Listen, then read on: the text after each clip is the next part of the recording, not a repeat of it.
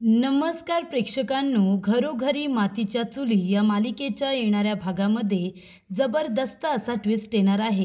तर प्रेक्षकांनो, इथे आता सारंगने विष प्यायलेलं नसतं, तर त्याने विष प्यायल्याचं फक्त नाटक केलेलं असतं। ही गोष्ट आता जानकी शोधून काढते। तर इथे शोधून काढण्यासाठी जानकी काय करते, तर इथे हॉस्पिटलमध्ये गेल्यानंतर डॉक्टरांना त्यांचं लायसन्स रद्द करण्याची धमकी देताच डॉक्टरांनी आता जानकीला सत्य सांगितलेलं असतं की इथे सारंग हा विष प्यायलेला नाही आहे, त्याने विष प्यायल्याचं नाटक केलेलं आहे। त्याचबरोबर इथे आता ऐश्वर्या या संधीचा फायदा उचलून घरी येते। ऐश्वर्या घरी आल्यानंतर जानकी ऐश्वर्याला आता खूपच जास्त हुशारीने सळो की पळो करून सोडते आणि तिच्याकडून संपूर्ण अपमानाचा व्याजासकट आता बदला घेते। तर इथे प्रेक्षकांनो, कशा पद्धतीने या गोष्टी आता घडत जातात, इथे सारंगने कशा पद्धतीने विष प्यायल्याचं नाटक केलेलं असतं आणि जानकी ते सगळं शोधून काढते आणि त्याचबरोबर या संधीचा फायदा उचलून कशा पद्धतीने ऐश्वर्या पुन्हा एकदा रणदीव यांच्या घरी येते, आपण सविस्तरपणे बघूया। तर इथे प्रेक्षकांनो, आपण बघितलं ऐश्वर्या आता घरातून बाहेर तर गेलेली असते। जानकीने तिला चांगल्या पद्धतीने अगदी खणा नारळाची ओटी देऊन तिची पुन्हा एकदा तिच्या माहेरी पाठवणी केलेली असते। पण आता इथे ऐश्वर्याला तिची हार काही मंजूर नसते। ऐश्वर्याला सुद्धा रोजच्या रोज काही कांड केल्याशिवाय, काही किडे केल्याशिवाय तिला काही इथे दिवस पूर्ण झाल्यासारखा वाटत नसतो। आणि आता रणदिवेंच्या घरामध्ये आल्यानंतर जानकीला त्रास द्यायचा, सारंगला त्रास द्यायचा, ओवीला त्रास द्यायचा, अवंतिका, सौमित्र, त्याचबरोबर ऋषिकेश, सगळ्यांना त्रास द्यायचा। त्याच्यामध्ये सकाळपासून ते अगदी झोपेपर्यंत तिचा दिवस कसा पूर्ण होत असतो। मग प्रेक्षकांनो, आता ते सगळंच बंद झालेलं असतं ना, म्हणजे जानकीने ऐश्वर्याला घरातून बाहेर काढल्यानंतर आता ऐश्वर्या तिच्या वडिलांच्या घरी राहत असताना काड्या कशा काय करणार? जर रणदिवेंच्या घरामध्ये राहिली तरच ती रोजच्या रोज काहीतरी करू शकते। मग आता रणदिवेंच्या घरामध्ये एंट्री कशी काय मिळवायची? तेव्हा ऐश्वर्याला माहिती असतं की आता त्या घरामध्ये मला कुणीही परत नेणार नाही। मागच्या वेळेला जानकी, ऋषिकेश स्वतः आले होते मला न्यायला, पण ह्या वेळेला ते दोघेजण मला घ्यायला येणार नाही। मग आता कोण? तर ते बुटकं वांग। तर इथे सारंग, बुटकं वांग हेच आता मला त्या घरामध्ये घेऊन जाऊ शकतो। तर इकडे ऐश्वर्या त्याला जोकरसुद्धा म्हणते, तो जोकरच आता मला त्या घरामध्ये राणीसारखा नेऊ शकतो आणि त्या संधीचा तिने फायदा घेतलेला असतो। जेव्हा सारंग तिच्याजवळ बोलायला येतो, तिला जाब विचारायला येतो, तेव्हा उलट ऐश्वर्याच त्याला जाब विचारते की तू इथे का आलास? मी तुझ्यासाठी काय काय नाही केलं? त्याच्यावरती बंदूक उगारते। पुन्हा ती म्हणते की मी तुम्हाला मारू शकत नाही, माझा जीव तुमच्यात अडकलाय। आता हिचा जीव फक्त सौमित्रामध्ये अडकलाय आणि तिचा जीव सौमित्रावरती अडकलेला होता आणि मग त्याच्याबरोबर लग्न होत नाही म्हणून तर तिने सुडाची भावना मनामध्ये घेऊन रणदिवेंना ती उद्ध्वस्त करायला आली आणि फक्त आता सारंगला प्यादं म्हणून वापरते आणि म्हणूनच ती इथे सारंगच्या भावनांबरोबर खेळते आणि म्हणते की माझा जीव तुमच्यात अडकलाय, त्याच्यामुळे मी तुम्हाला मारू शकत नाही, पण तुम्ही मला मारू शकता। आणि बंदूक सारंगच्या हातात देते आणि म्हणते की मला आत्ताच्या आत्ता मारून टाका। तेव्हा सारंगला वाटतं की बघा, म्हणजे माझ्या बायकोची काही चूक नाही आहे। मग नाना जे काही बोलले ते काय होतं? नानांनी सगळ्यांसमोर सांगितलं की तुम्ही त्यांना धक्का दिला होता, मग मी माझ्या वडिलांच्या बोलण्यावरती विश्वास ठेवायचा नाही, तुम्ही माझ्या वडिलांना मारण्याचा प्रयत्न केलात। तेव्हा प्रेक्षकांनो, मूर्ख सारंगला ऐश्वर्या आता पुन्हा मूर्ख बनवते आणि म्हणते की तुम्ही तुमच्या लगेच नानांच्या बोलण्यावरती विश्वास ठेवलात। तुमच्या नानांनी सांगितलं की ऐश्वर्याने मला धक्का दिला आणि तुम्हाला ते खरं वाटलं। तेव्हा इथे सारंग म्हणतो, का खरं नाही वाटणार मला? तुम्ही जेव्हा मला सांगितलं की जानकी वहिनीने नानांना धक्का दिला, मी तुमच्या बोलण्यावरती विश्वास ठेवला ना। मग इथे तर माझे वडील स्वतः मला सांगत होते की त्यांना तुम्ही धक्का दिला, मी माझ्या वडिलांवरती, नानांवरती विश्वास ठेवायचा नाही, माझे नाना कधीच खोटं बोलत नाही। तेव्हा ऐश्वर्या म्हणते, जा ना तुम्ही, जा तुम्ही घरी परत जा। ती जानकी आहे ना, तुम्हाला पुन्हा बैल करून ठेवेल, शेतामध्ये पाठवेल, तिचा नवरा मस्त एसीमध्ये बसेल, हवा खाईल गारगार थंडगार, आणि तुम्ही मात्र त्या उन्हातानात तुम्ही त्या शेतात राबा। तुम्ही विचार करा ना, त्या घरामध्ये फक्त मी एकटी होते जी तुमच्या बाजूने लढत होते। तुम्हाला न्याय मिळवून देण्यासाठी, तुम्हाला तुमचे अधिकार मिळवून देण्यासाठी, तुम्हाला त्या ऑफिसमध्ये थंडगार एसीमध्ये, त्या मऊ खुर्चीमध्ये मी तुम्हाला नेऊन बसवलं। त्यानंतर त्या उन्हातानातून बैलासारखे जे शेतात राबत होता त्याच्यापासून मी तुम्हाला लांब केलं। हे तुम्हाला काहीच दिसत नाही का? तेव्हा इथे आता सारंगला ती पुन्हा एकदा मॅनिप्युलेट करते, इमोशनली ब्लॅकमेल करते आणि ती आता सारंगला स्वतःलाच असं रिअलाईज करून देते की तोच आता कुठेतरी चुकला आहे, त्याचंच चुकीचं आहे, ऐश्वर्या बरोबर आहे. तेव्हा इथे ऐश्वर्या म्हणते की तुम्ही जा आता परत, तुम्ही तुमच्या दादा वहिनीचं ऐका, सांग काम्यासारखी तुम्ही मान हलवा, बाकी तुम्ही काही करू नका, माझ्याशी पुन्हा तुम्ही बोलायला सुद्धा येऊ नका, असं ऐश्वर्या म्हणते प्रेक्षकांनो. तेव्हा इथे सारंग आता खूपच जास्त इमोशनल होतो, घरी परत येतो. तेव्हा सगळेजण जेवायला बसलेले असतात. तेव्हा जानकी म्हणते की सारंग भाऊजींना मी 2-3 वेळा फोन केला, पण त्यांनी माझा फोन उचलला नाही, कट केला. तेव्हा इथे सुमित्रा म्हणते की जानकी, अगं त्याच्यासाठी तू ताट भरून काढलेस ना. तेव्हा इथे जानकी म्हणते, हो आई, मी त्यांच्यासाठी जेवणाचं ताट कधीच बाजूला काढून ठेवलं आहे. त्यांना बटाट्याची भाजी आवडते ना माझ्या हातची, तीसुद्धा खूप जास्त काढून ठेवले. ते आले ना की त्यांना लगेच गरम करून जेवायला वाढते. तेव्हा इथे सारंग येऊन बघतो तर काय, सगळे हसत खेळत छान जेवत असतात. त्याला असं वाटतं की सगळे एकत्र आहेत, फक्त मी एकटा आहे. तेव्हा तो आपल्या रूममध्ये जातो. त्याच्यानंतरला जेव्हा अवंतिका दरवाजा त्याचा नॉक करते आणि म्हणते की सारंग भाऊजी दरवाजा उघडा, जेवायला येत आहे ना, जेवायला वाढते तुम्हाला, तेव्हा तो दरवाजा उघडत नाही. आणि तेवढ्यातच इथे आता जानकी आणि ऋषिकेश दोघेजण बोलत असतात की हा सारंग थोडा मूर्खासारखाच वागतोय, सकाळपासून घरात नाही आहे, कुठे गेलाय तो. हे बोलणं चालू असतानाच अवंतिका येऊन म्हणते की सारंग भाऊजी दरवाजा उघडत नाही आहेत, त्याने दरवाजा लावून घेतला आहे.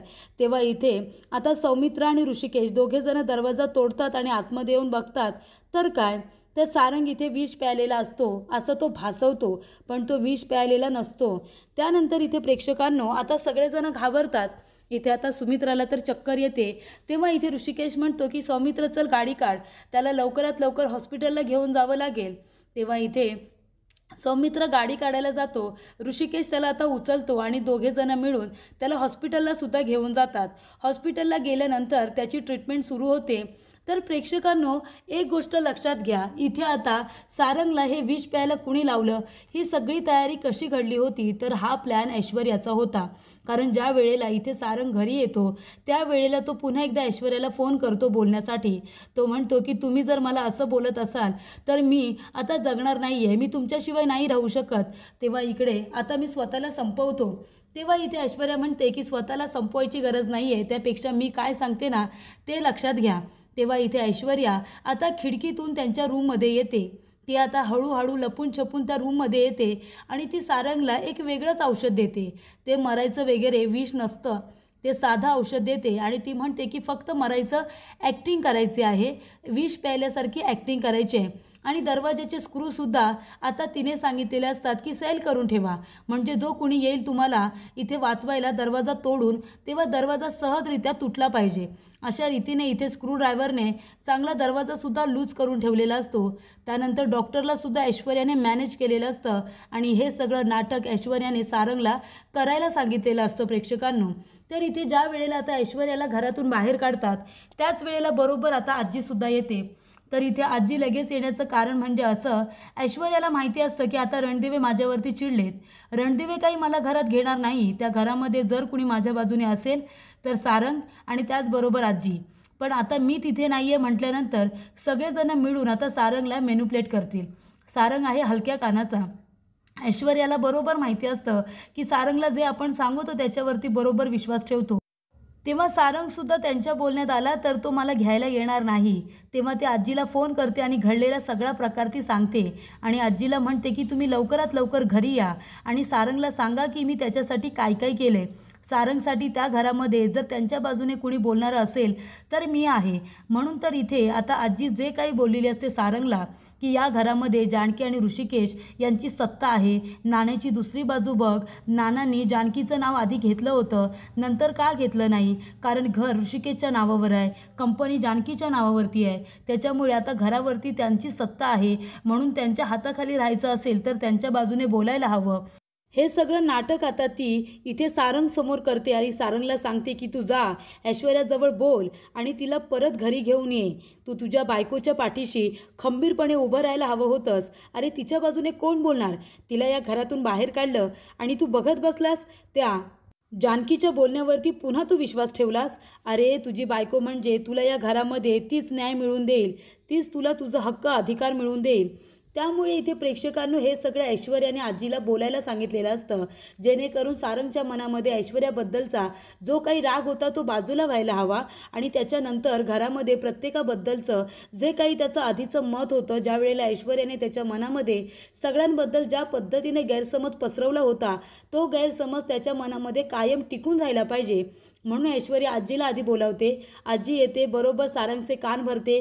सारंग ऐश्वर्याला भेटायला जातो तेव्हा ऐश्वर्यासुद्धा त्याला हाडूस करते आणि ती म्हणते की घरामध्ये तुला कोणी विचारत नाही, तुला मान नाही, तुला अधिकार नाही, मी सगळं केलं असं ती पुन्हा त्याला सांगते. त्यामुळे सारंग घरी येतो आणि सगळ्यांना आनंदी बघून त्याला असं वाटतं की ऐश्वर्या बरोबर बोलत आहेत, मला या घरामध्ये कुणीही विचारत नाही, फक्त ऐश्वर्यांनाच माझी काळजी आहे. तेव्हा इथे ऐश्वर्याला तो पुन्हा फोन करतो आणि म्हणतो की मला तुमच्याशिवाय जगायचं नाही आहे. तेव्हा ती म्हणते की जर तुमची इच्छा असेल की मी त्या घरामध्ये परत आलं पाहिजे तर तुम्हाला नाटक करावं लागेल. तेव्हा सारंग म्हणतो मी तुमच्यासाठी वाटेल ते करू शकतो. तेव्हा इथे ऐश्वर्या म्हणते की काही करून फक्त मला थोड्या वेळासाठी घरामध्ये यायचं आहे. तेव्हा इथे आता घरामध्ये येण्यासाठी त्याने पूर्ण तयारी केलेली असते. तर इकडे कुणीही हॉलमध्ये नसताना लपून छपून ऐश्वर्या सारंगच्या रूममध्ये जाते. त्यानंतरला ती अशी काही तयारी करून ठेवते. इथे बरोबर स्क्रूड्रायव्हर किचनमधून आता ती सारंगला आणायला सांगते. स्क्रूड्रायव्हरने इथे दरवाजाचे जे काही किल्ले असतात ते सगळं लूज करून ठेवते, सगळे स्क्रू ढिले करून ठेवते. सारंगला ती पॉइझनची बाटली हातामध्ये देते आणि एक दुसरं जे कफ सिरप असतं ते औषध ती प्यायला लावते आणि त्याच्यामुळे इथे तोंडाजवळ ती फेस आणायला सांगते. हे सगळं ऐश्वर्याने केलेलं असतं. ऐश्वर्या म्हणते असंच जर नाटक केलं ना, मरण्याचं नाटक, तर तुम्ही माझ्यासाठी जीव देणार आहात म्हणून सगळे रणदिवे घाबरतील आणि पुन्हा मला घरामध्ये घेऊन येतील. तेव्हा हे नाटक तुम्हाला कंटिन्यू करायचं आहे. तेव्हा सारंग ऐश्वर्याने सांगितल्याप्रमाणे सगळं करतो. त्यानंतर ऐश्वर्या खिडकीमधून निघून जाते आणि इथे सारंग ठरल्याप्रमाणे नाटक करतो. ऋषिकेश आणि सौमित्र हॉस्पिटलमध्ये घेऊन येतात. त्यांना वाटतं की सारंग विष प्यायला आहे, पण इथे जानकीला बरोबर माहिती असतं की काहीतरी नक्कीच घडले. सारंग भाऊजी सकाळपासून घरामध्ये नव्हते. मग ते कुठे गेले होते तर ते ऐश्वर्यालाच भेटायला गेले असणार. आणि इथे ज्या वेळेला तिच्या लक्षात येतं की दारामधून जाताना तिला ठेच लागली होती, तिच्या पायाच्या खाली स्क्रूड्रायव्हर आला होता, तेव्हा ती जाऊन बघते किचनमधला स्क्रूड्रायव्हर इथे कसा, कारण अवंतिकाला इथे आता स्क्रूड्रायव्हर हवा असतो, कारण चहाचं भांडं असतं ते ढिलं झालेलं असतं आणि त्याला स्क्रूड्रायव्हरने तिला फिट्ट करायचं असतं. तेव्हा इथे आता जानकी म्हणते की मी आलेच आणि ती सारंगच्या रूममध्ये जाऊन स्क्रूड्रायव्हर बघते. त्यानंतरला तिथे दरवाजाचे जे इथे स्क्रू असतात ते ढिले झालेले असतात. बरोबर एका धक्क्यामध्ये दरवाजा उघडतो. पॉइझनची बाटली तिथे बाजूला ठेवलेली असते, पण त्याच्यामध्ये पॉइझन तर नसतं, एक वेगळाच वास येत असतो. त्यानंतर प्रेक्षकांनो जानकी म्हणते की हे तर पॉइझन नाही आहे, मला माहिती आहे, मग नक्की सारंग भाऊजी प्यायलेत तरी काय. तेव्हा ती आता बेडच्या खाली वाकून बघते तर तिला एक बाटली भेटते आणि प्रेक्षकांनो ती बाटली दुसरी तिसरी कसली नसून कफ सिरपची असते आणि ती आतमध्ये बेडखाली टाकून ठेवलेली असते आणि पॉइझनची विनाकारण बाटली हातामध्ये दिलेली असते, कारण सगळ्यांचा गैरसमज व्हावा की सारंग इथे विष प्यायला आहे, पॉइझन प्यायला आहे. मग आता काय, आता सारंगची शेवटची इच्छा म्हणजे काय, सारंग वेड्यासारखं कुणासाठी वागतोय तर ऐश्वर्यासाठी. तर इथे ऐश्वर्याने हे सगळं नाटक सारंगला करायला सांगितलेलं असतं आणि सारंगसुद्धा तिच्या प्रेमात वेडा असल्यामुळे हे नाटक करतो. पण प्रेक्षकांनो ती बाटली घेऊन आता जानकी डॉक्टरांकडे येते आणि डॉक्टरांना चेक करायला सांगते की ह्याच्यामध्ये विष आहे का. तेव्हा डॉक्टर म्हणतात की नाही, ह्याच्यावरती पॉइझन लिहिलं आहे पण हे पॉइझन नाही आहे, ह्याच्यामध्ये काहीच नाही आहे. तेव्हा जानकी ही बाटली दाखवते आणि म्हणते हे कफ सिरपच आहे ना. तेव्हा डॉक्टर म्हणतात की हो, हे कफ सिरपच आहे. तेव्हा इकडे आता जानकी जाऊन त्या डॉक्टरांना भेटते जे डॉक्टर इथे आता सारंगवरती ट्रीटमेंट करत असतात. तेव्हा इथे पोलीस स्टेशनमधून पोलीस आलेले असतात, कारण आता स्वतः आत्महत्या करण्याचा जो काही प्रयत्न केला सारंगने, पोलीस कंप्लेंट होणारच, हे सगळं ऐश्वर्याने मॅनेज केलेलं असतं. त्यामुळे पोलीस चौकशीला आलेले असतात. तेव्हा इकडे त्यांना काय उत्तर द्यावं इथे सौमित्र ऋषिकेशला कळत नसतं. तेव्हा तिथे आता पोलीस विचारतात की तुमच्या घरामध्ये प्रत्येक वेळेला अशा घटना कशा काय घडतात हो. तेव्हा इथे आता सौमित्र गप्पच बसतो. त्यानंतर तिथे ऐश्वर्या आलेली असते. ऐश्वर्याने इथे आता एक वेगळाच गेटअप केलेला असतो. भोजपुरी बायकांसारखी ती तयार होऊन तिथे आलेली असते, डोक्यावरती पदर वगैरे घेऊन. तेव्हा सौमित्र म्हणत असतो की दादा हे सगळं सारंगने त्या मूर्ख ऐश्वर्यासाठी केले. तेव्हा इथे आता ऋषिकेश म्हणत असतो नाहीतर काय, ती मूर्ख ऐश्वर्या घरामध्ये होती तेव्हासुद्धा सुखाने जगू दिला नाही, आता बाहेर जाऊन सुद्धा ती सुखाने जगू देणार नाही आहे. ते इथे सारंगचे कान भरत राहणार. तिने सांगितलं असेल असं काहीतरी मूर्खपणा करायला आणि यासुद्धा मूर्खाने तिचं ऐकलं. त्यानंतर इथे आता ऐश्वर्या त्यांचं बोलणं ऐकत असते आणि ती हळूवारपणे आता सारंगच्या इथे आता वॉर्डमध्ये जाते आणि सारंगला भेटून म्हणत असते की असंच नाटक करायचं आहे। तेव्हा इथे आता ऐश्वर्या सारंगला भेटायला आलेली असते, घरामध्ये परत जायचं आहे म्हणून सारंग बरोबर गोड बोलत असते। तेव्हा इथे जानकी आता येते आणि डॉक्टरांना विचारते की सारंग भाऊजी कसे आहेत।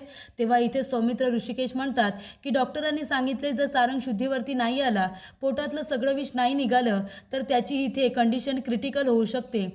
तेव्हा जानकीला आधीपासूनच ऐश्वर्या आणि सारंगचा प्लॅन कळलेला असतो आणि त्याच्यामध्ये आजीने सुद्धा त्यांची साथ दिली, हे सुद्धा जानकीला अगदी बरोबर माहिती असतं, कारण ऐश्वर्या घरातून गेल्या गेल्या कोकणामधून आजी परत आलेले असतात। तेव्हा इथे प्रेक्षकांनो जानकीला सगळं माहिती असतं, म्हणूनच ते आता डॉक्टरांना भेटायला येते आणि विचारते की डॉक्टर सारंग भाऊजी कसे आहेत, त्यांना डिस्चार्ज कधी देत आहे। तेव्हा डॉक्टर म्हणतात नाही त्यांची कंडिशन खूप क्रिटिकल आहे।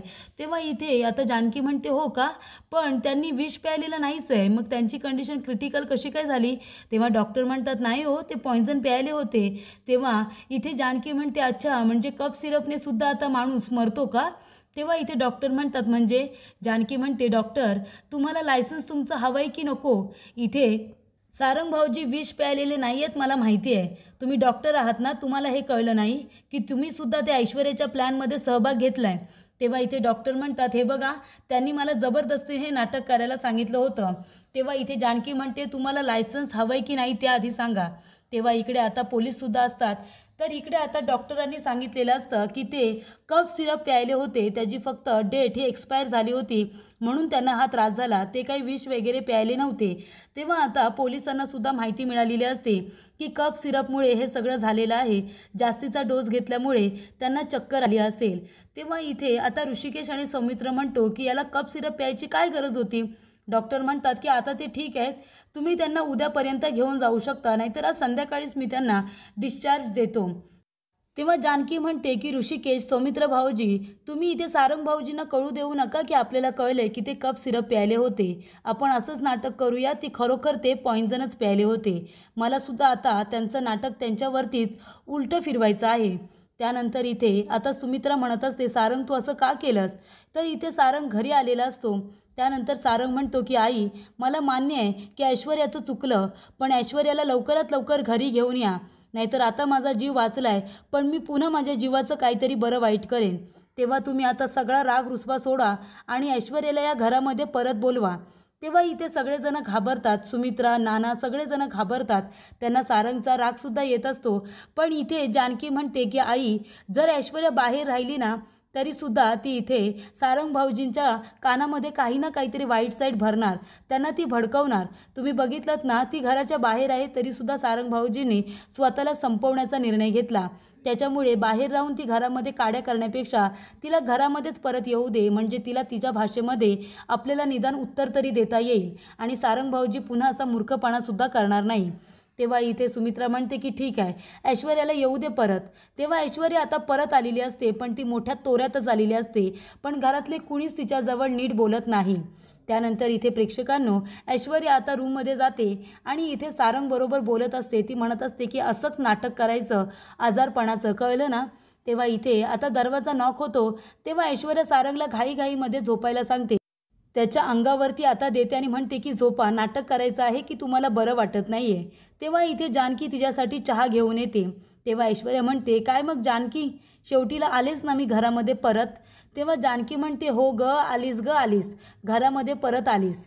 त्यानंतरला इथे जानकी जात असताना म्हणत असते काय ग ऐश्वर्या, ह्या चहामध्ये विष एकदम बरोबर पडलंय ना। तेव्हा इथे ऐश्वर्याच्या तोंडातून आता चहा बाहेरच पडतो। तेव्हा इकडे ऐश्वर्या म्हणते काय याच्यामध्ये विष आहे, आणि लगेच सारंग उठून बसतो। तेव्हा जानकी म्हणते अगं मी थोडंसं नाटक केलं, थोडी थट्टा केली, सारंग भाऊजींनी कसं नाटक केलं विष प्यायल्याचं, तसं मीही थोडंसं नाटक केलं याच्यामध्ये विष टाकल्याचं। तेव्हा इकडे जानकी म्हणत असते सारंग भाऊजी तुम्ही विष प्यायला नव्हतात, तुम्ही कफ सिरप प्यायला होतात, मला बरोबर माहिती आहे, आणि हे तुम्ही सगळं ऐश्वर्याच्या सांगण्यावरून केलं होतं, हे सगळं प्लॅनिंग होतं, डॉक्टरांना सुद्धा तुम्ही मॅनेज केलं होतं, मला सगळं माहिती आहे. पण तरीसुद्धा मी हिला या घरामध्ये आणले आहे. का माहिती आहे? आता ही घरामध्ये आली आहे ना, खेळायला अजून मज्जा येणार. हिने जो काही त्रास दिला आहे ना माझ्या कुटुंबाला, मला, त्या सगळ्याचा तुझ्याकडून मी हिशेब घेणार. अगदी व्याजासकट. तुलासुद्धा आता चांगला धडा शिकवणार, सळो की पळो करून सोडणार.